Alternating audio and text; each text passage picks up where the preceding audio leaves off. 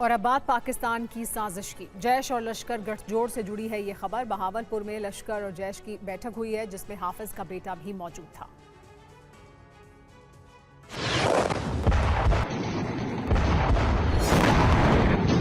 Operation सिंदूर से पूरी तरह टूट चुके पाकिस्तान के दो आतंकी संगठन लश्कर ए तैयबा और जैश ए मोहम्मद गठबंधन कर सकते हैं। खुफिया एजेंसियों की माने तो लश्कर के बड़े आतंकियों को जैश के गढ़ में देखा गया। बहावलपुर में आतंकी संगठन लश्कर ए तैयबा के टॉप लीडर जमा हुए। इस बैठक में हाफिज सईद का बेटा तलहा सईद मौजूद था। लश्कर का डेप्यूटी चीफ सैफुल्ला कसूरी और आतंकी हफीज अब्दुल रऊफ मौजूद था। सूत्रों का यह भी कहना है कि जैश सरगना मौलाना मसूद अजहर और उसका डेप्यूटी रऊफ असगर भारत में आतंकी हमलों की योजना बना रहे हैं। एजेंसियों ने आशंका जताई है कि आने वाले समय में जैश आईईडी हमला कर सकता है। खुफिया रिपोर्ट के हवाले से पर्दाफाश हुआ है कि जैश कमांडर कश्मीर में मौजूद आतंकियों को हमले के निर्देश दे रहे हैं। सीमा पार से जैश के आतंकियों को भारत में घुसपैठ कराने का काम भी किया जा रहा है। वही मसूद इलियास कश्मीरी उर्फ मोहम्मद जैश का अमीर है। वो पाकिस्तान के युवाओं की भर्ती कर उन्हें जैश में शामिल कर रहा है और प्रशिक्षण के लिए आतंकी कैंपों में भेज रहा है। और गणतंत्र दिवस से पहले जम्मू कश्मीर में आतंकियों के खिलाफ एक्शन तेज हो गया है। इस बीच आज सुरक्षा की समीक्षा के लिए केंद्रीय गृह सचिव गोविंद मोहन जम्मू पहुंचे और अधिकारियों के साथ बैठक की। TV9 भारतवर्ष संवाददाता रमन सैनी की यह रिपोर्ट देखी।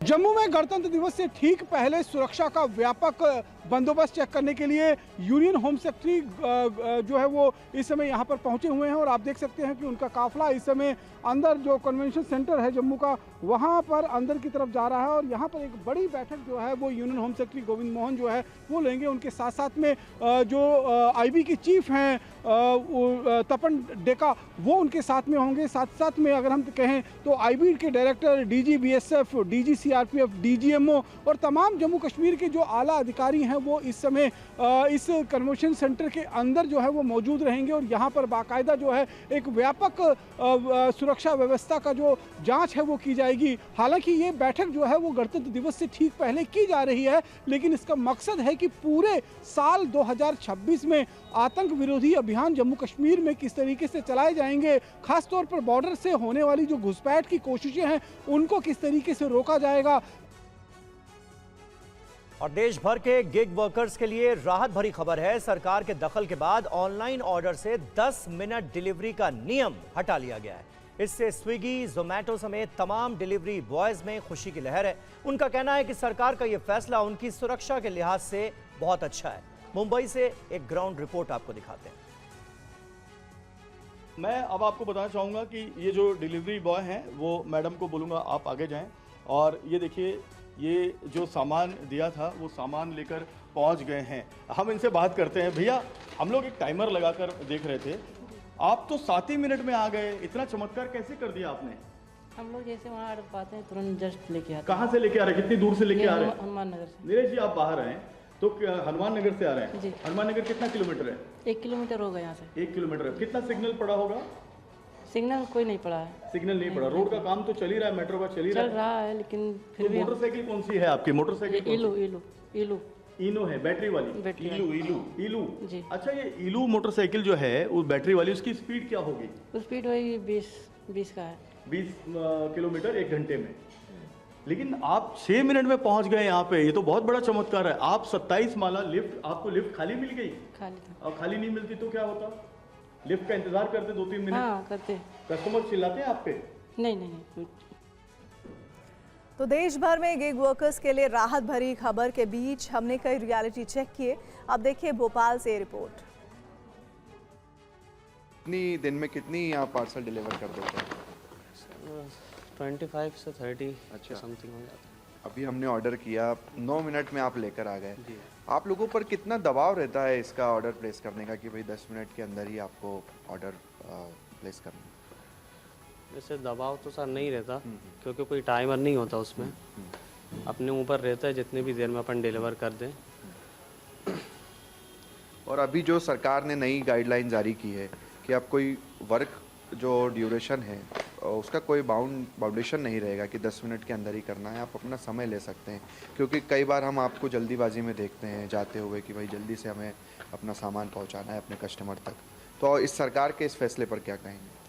सर, पर्सनल चॉइस होती है वो तो राइडर्स की अपनी, के कंपनी ऐसा कुछ नहीं बोलती टाइम के आपको 10 मिनट के अंदर ही, बट वो एक सिस्टम ऐसा है जैसे टारगेट होता है, जैसे आप 500 रुपये की डिलीवरी करते हो तो आपको 150 रुपये या 200 रुपये इंसेंटिव मिलता है।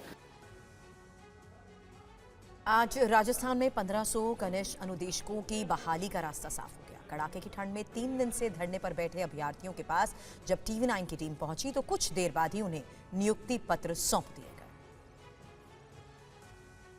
राज्य सरकार की जयकार कर रहे ये राजस्थान के युवा हैं, जिनके रोजगार की राह में आई अड़चनें खत्म हो गई हैं। राज्य में अब इनके कनिष्ठ अनुदेशक के पद पर बहाली का रास्ता साफ हो चुका है। सैकड़ों युवा आज मंत्री के बिश्नोई के बंगले पर धरना दे रहे थे। TV9 भारतवर्ष की टीम जब मंत्री के बंगले पर पहुंची तो उसके बाद के बिश्नोई ने विभाग के अधिकारियों से बातचीत की और सभी युवाओं को हाथों हाथ नियुक्ति पत्र जारी कर दिए, जिसके बाद अभ्यर्थियों की खुशी का ठिकाना नहीं रहा। इनका आदेश जारी करवा दिया है, जिस नियुक्ति पत्र के बाद में ज्वाइनिंग का जो ये लगातार एक डिमांड कर रहे थे कनिष्ठ अनुदेशक। बताया जाता है कि 2024 में निकाली गई भर्ती को लेकर 1500 अभ्यर्थियों का चयन 25 सितंबर 2025 को हुआ था, लेकिन पदस्थापन आदेश बाकी थे। विभाग के कई चक्कर लगाने के बाद भी जब कोई सुनवाई नहीं हुई तो सैकड़ों युवा कड़ाके की सर्दी में जयपुर के झालाना स्थित RSLDSC कार्यालय के बाहर धरने पर बैठ गए। 3 दिनों तक धरने पर बैठने के बाद आज उन्हें ये कामयाबी हासिल हुई। टीम इंडिया के स्टार बल्लेबाज विराट कोहली ने ICC बल्लेबाजी रैंकिंग में एक बार फिर से नंबर 1 की गद्दी हासिल कर ली है।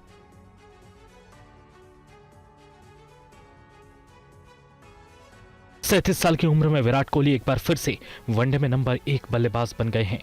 विराट का यह कमबैक खास इसलिए भी है क्योंकि वो जुलाई 2021 के बाद पहली बार नंबर 1 पोजीशन पर लौटे हैं। वडोदरा वनडे में एक समय भारत को 300 रनों के लक्ष्य का पीछा करते हुए मुश्किलें आ रही थी, लेकिन कोहली ने अपनी धाक जमाकर मुकाबला अपने नाम कराया। कोहली ने 91 गेंदों पर 93 रनों की जुझारू पारी के दम पर मुकाबले को भारत के पक्ष में मोड़ दिया। पिछले 5 वनडे में विराट कोहली का बल्ला जमकर चला है। अगर देखें तो विराट ने पहली बार अक्टूबर 2013 में नंबर 1 रैंकिंग हासिल की थी। अब तक वो 825 दिन नंबर 1 पर रह चुके हैं, जो किसी भी भारतीय बल्लेबाज के लिए सबसे ज्यादा है। वहीं ICC की ताजा रैंकिंग में हिटमैन रोहित शर्मा को नुकसान पहुंचा है। हिटमैन रोहित शर्मा को 2 स्थान का नुकसान हुआ है। अब वो तीसरे स्थान पर हैं। उनका रेटिंग अंक 775 है, जबकि न्यूजीलैंड के all rounder Daryl Mitchell one day ranking में दूसरे नंबर पर काबिज हैं।